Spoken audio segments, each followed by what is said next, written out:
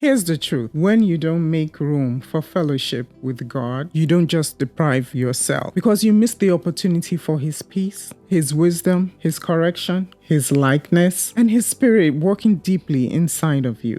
But you also deprive the people connected to you of the version of you that could have been shaped by His presence. Because sometimes we're just trying to be patient, to be wise, loving, steady, discerning, all in our own strength. And then we wonder why we feel drained at work, why we keep reacting and overreacting on the highway, why we feel disconnected from family, why we keep pouring out but we're not replenished. And sometimes the impatience, the heaviness, the confusion, the way we react, it has nothing to do with our personality. It could be evidence that we're pouring out from a place that we did not allow God to fill. In Acts 4:13, when the people saw the boldness of Peter and John, they realized there was something about them. They had been with Jesus. Not that their language was perfect. Not that they had impressive backgrounds. Not that they had everything figured out. They had been with Jesus. And that fellowship left evidence. That's the part we cannot skip, because time with God is just not something that you do for yourself. It is also the place where God shapes the version of you